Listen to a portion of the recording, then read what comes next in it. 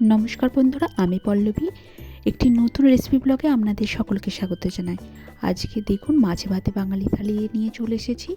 থালিটি পরিবেশন করে নিচ্ছি। প্রথমে আছে গরম ভাত, তার সঙ্গে নিয়ে নিলাম একটা লাল টকটকে কাঁচা লঙ্কা। এটা আমাদের বাগানের কাঁচা লঙ্কা। সঙ্গে রয়েছে ব্রোকলি ভাজা। এই ব্রোকলিটা আমাদের শীতকালেতে বেশ বারবার হতে থাকে, ফলে ব্রোকলি খাওয়া খুবই ভালো। সেই জন্য দেখুন অন্য সবজি না করে ভাজাটাই বেশি খাওয়া হয়, কিন্তু ভাজা খাওয়া স্বাস্থ্যের পক্ষে অতটা ভালো নয়। তার সঙ্গে রয়েছিল এঁচোড় আলুর রসা, বেশ ঝোল করে বানানো হয়েছিল যাতে ভাতে মেখে একটু খাওয়া যায়।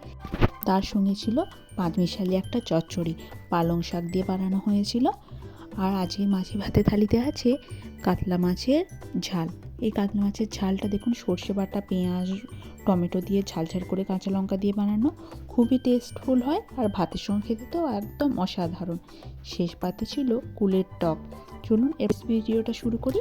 মাছে ভাতে থালির প্রথম রেসিপি এঁচোড় আলুর ডালনা বা এঁচোড় আলুর রসার রেসিপি নিয়ে চলে এসেছি। দেখুন প্রথমে ডুমো করে কেটে রাখা আলু আর এঁচোড়টা নিয়ে নিয়েছি।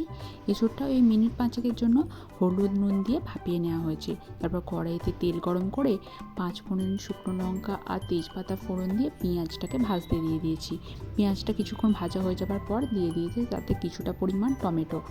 তারপর বেটে রাখা মশলা, আদা, রসুন, জিরে, তার সঙ্গে কিছুটা পরিমাণ হলুদ আর ধনে গুঁড়ো কিছুক্ষণ ভিজিয়ে রেখেছিলাম। তারপরে সেই মশলাটাও দিয়ে দিলাম ওই ভাজা পেঁয়াজের মধ্যে। তারপরে বাটিটাকে ধুয়ে কিছুটা জল অ্যাড করে ওই মিনিট 3-4 জন্য ভালোভাবে কষিয়ে নিতে হবে। তেল ছাড়া পর্যন্ত এটাকে নেড়ে চেড়ে মিডিয়াম টু লো ফ্লেমে কষিয়ে নিতে হবে। তাহলে তেল ছেড়ে দেবে আর সুন্দর একটা গন্ধ আসলে বুঝতেই পারবেন মশলাটা আপনাদের কষানো হয়ে গেছে। দেখুন তেল ছাড়তেও শুরু করে দিয়েছে, দেখে বুঝতেই পারছেন। তবুও আমি টমেটোগুলোকে ভালো করে খুন্তির সাহায্যে নেড়ে চেড়ে তেলের মধ্যে প্রথমে কিছুটা পরিমাণ নুন দিয়ে দিয়েছিলাম, এখন দিয়ে দিলাম স্বাদ মতো চিনি। তারপর ভালো করে নেড়ে চেড়ে আরও কিছুক্ষণ কষিয়ে নেবো। তাহলে ভালোভাবে তেলটা মশলা থেকে ছেড়ে দেবে আর আমাদের মশলাটা একদম রেডি হয়ে যাবে। মশলা থেকে খুব সুন্দর তেল ছেড়ে দিয়েছে, কড়াইয়ের গা থেকে ভালোভাবে তেলটা দেখতে পাওয়া যাচ্ছে। এই মতো সময় আমাদের ডুমো করে কেটে রাখা আলুটাও এর মধ্যে অ্যাড করে দিতে হবে। 1.5 মিনিট মতো ভালোভাবে এটাকে কষিয়ে নিতে হবে নেড়ে চেড়ে। এই সময় ফ্লেমটা সবসময় মিডিয়াম থেকে লোয়ের দিকে রাখবেন, তাহলে এটা লেগেও যাবে না আর খুব সুন্দরভাবে কষানো হবে আর সমস্ত স্বাদটা আলুর মধ্যে ঢুকে যাবে। এই 1-3 মিনিট কষানো হয়ে গেলে ভাপিয়ে রাখা এঁচোড়েরগুলো দিয়ে দিতে হবে এর মধ্যে। তারপর এটাকে মিনিট 5-7 মতো মিডিয়াম থেকে লো ফ্লেমে রেখে ভালোভাবে কষিয়ে নেব। এই সময় কিছুক্ষণ কষানোর পরে আপনাদেরকে ঢাকনা দিয়ে দিতে হবে। এই 1-2 মিনিট মতো কষিয়ে নিয়ে ওই ঢাকনা দিয়ে দিতে হবে, তাহলে খুব ভালোভাবে মশলার স্বাদটা ঢুকে যাবে এঁচোড় আর আলুর মধ্যে। খেয়াল রাখবেন ফ্লেমটা যেন সবসময় মিডিয়ামে থাকে, নাহলে তলা থেকে লেগে যেতে পারে। চলুন ঢাকনা দিয়ে রেখে দিই। দেখুন মিনিট 5-7 হয়ে গেছে। এরপর ঢাকনাটা খুলে নিচ্ছি আর দেখুন ভালোভাবে বুঝতে পারছেন কিছুটা কষানো হয়ে গেছে। এরপর নেড়ে ছেড়ে তলা থেকে একদম ওপর নিচে করে দেবো, তাহলে এটা লেগে যাবে না। ভালোভাবে নেড়ে চেড়ে কষিয়ে নিয়েছি। এরপর দিয়ে দেবো প্রয়োজন মতো জল। জলটা আপনারা আপনাদের স্বাদ মতো দেবেন। যদি একটু বেশি ঝোল করতে চান একটু বেশি জল দেবেন, আর যদি চান একদম গা মাখো এই রসাটা হোক তাহলে একদম অল্প জল দিলেই হবে। তারপর আরও কিছুক্ষণ নেড়ে চেড়ে ঢাকনা দিয়ে আপনাদেরকে পুরো এঁচোড়া আলুটাকে ওই মিনিট 10-15 জন্য সেদ্ধ করে নিতে হবে। এই শীতকালের দিনে আলুগুলো সেদ্ধ হতে একটু টাইম লাগে, তাই আপনাদেরকে নিজেদেরকে বুঝে শুনে আলুটা পুরো মশলাটাকে তরকারিটাকে ঢাকা দিয়ে রাখতে হবে। আর পুরো ফ্লেমটাকে রাখবেন মিডিয়াম ফ্লেমে, তাহলে তলা থেকে লেগে যাওয়ারও কোনো সম্ভাবনা থাকবে না। আলুটা খুব ভালোভাবে সেদ্ধ হয়ে গেছে। এরপর তরকারির মধ্যে দিয়ে দিলাম কিছুটা পরিমাণে গরম মশলার গুঁড়ো আর একটু ঘি। এবার ভালোভাবে নেড়ে ছেড়ে আরও কিছুটা পরিমাণ জল অ্যাড করে দেবো, তাহলে এটা একদম গা রসা হবে। তারপরে এই 1 মিনিট থেকে 2 মিনিটের জন্য ফুটিয়ে নিলে আমাদের এঁচোড় আলুর রসা বা এঁচোড় আলুর ডালনা একদম রেডি হয়ে যাবে।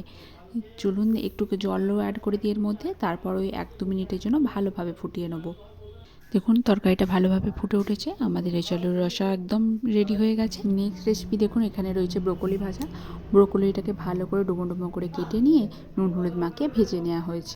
মাছে ভাতের থালিতে আজকে বানিয়েছিলাম কাতলা মাছের ঝাল, সেই জন্যই দেখুন মাছগুলোকে ভালোভাবে ভেজে নিচ্ছি। সব মাছই প্রায় শেষ হয়ে গিয়েছিলো, শেষে কতকগুলো পেটি ছিল আর তার সঙ্গে 2টো পিস আর 2টো মাথা, সেই জন্য ওগুলো ভেজে নিচ্ছি। মাথাগুলো দেখুন এগুলো রুই মাছের ছিল, কিন্তু একসাথে দিয়ে ভেজে নিলে আর ঝাল বানালে খেতে খুবই টেস্টি হয়। ভালোভাবে প্রথমে ভেজে নিতে হবে, বেশ কড়া করেই ভাজবো, তাহলে এই ঝালটা বেশ একটা আলাদা টেস্ট হয়। আর ঝাল বানানোর জন্য দেখুন এখানে সর্ষে বাটা আর তার সঙ্গে জিরে দিয়ে কাঁচা লঙ্কা দিয়ে বেটে নেওয়া হয়েছে। আর মাছগুলো একটা সাইড ভাজা হয়ে গেছে, এরপর উল্টে নিয়ে অপোজিট সাইডটা ভালোভাবে ভেজে নেওয়ার পর এক এক করে কড়াই থেকে তুলে নিচ্ছি। বেশ অনেকটা পরিমাণে তেল দেওয়া ছিল, তাই ওই তেলের মধ্যে ঝালটা আমরা ওই তেলের মধ্যে বানিয়ে নেবো।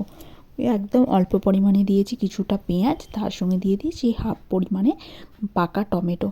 আমি তো এই টমেটো ব্যবহার করলে সবসময় পাকা পাকা টমেটোগুলোই নেওয়ার চেষ্টা করি, এতে রঙটাও ভালো হয় আর একদম যে গ্রেভিটা তৈরি হয় খুবই সুন্দর হয়।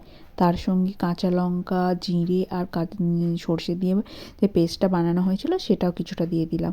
হলুদ তো তেলেতেই দেওয়া ছিল, তার সঙ্গে কিছুটা পরিমাণ নুনও দেওয়া ছিল, তাই এখন আর নুন বা হলুদ আলাদা করে অ্যাড করছি না। ভালোভাবে নেড়ে চেড়ে ওই মিনিট দেড়েকের মতো কষিয়ে নেবো, তারপর অল্প পরিমাণে অ্যাড করে দেবো জল। এই জলটা দিয়ে একটু ফুটে উঠলে ভাজা মাছগুলো অ্যাড করে দেবো।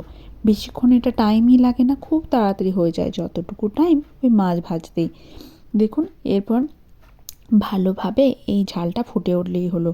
ওপর থেকে কাঁচা লঙ্কা আর কিছুটা পরিমাণে কাঁচা সর্ষের তেল ছড়িয়ে নামিয়ে নিয়ে গরম ভাতের সঙ্গে দারুণ খেতে লাগে। অবশ্যই এই রেসিপিটা একবার বাড়িতে ট্রাই করবেন, খুবই সুস্বাদু হয় আর খুব তাড়াতাড়ি হয়ে যায়। দেখুন এই মাছের ঝালটা ফুটতে শুরু করেছে, এরপর ওপর থেকে কিছুটা পরিমাণে দিয়ে দিলাম কাঁচা সর্ষের তেল।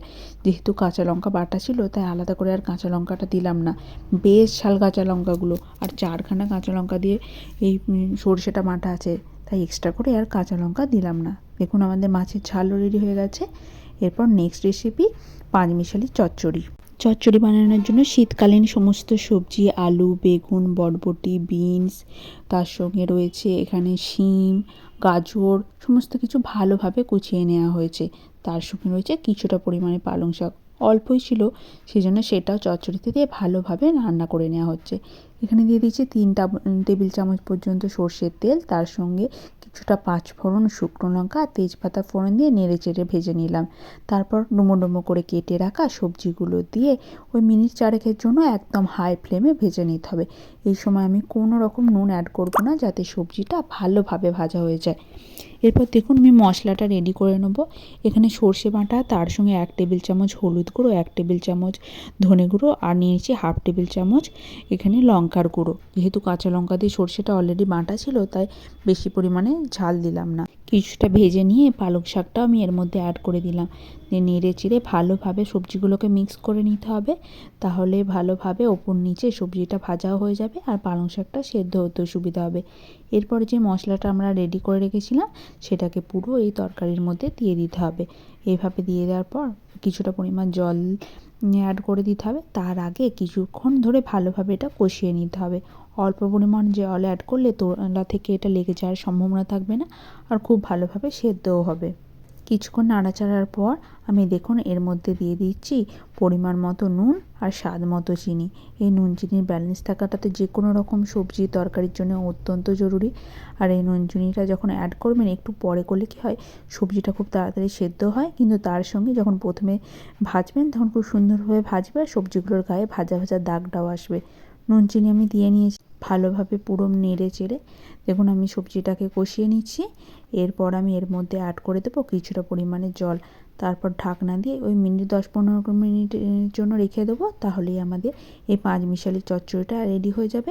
এটা খেতে খুবই সুস্বাদু হয়, সর্ষে বাটা কাঁচা লঙ্কা দিয়ে বানানো তো সেজন্য। প্রায় 10 মিনিট হয়ে গেছে, আমাদের চচ্চড়িও একদম রেডি হয়ে গেছে। আশা করি আপনাদের ভিডিওটি খুব ভালো লাগলো। ধন্যবাদ।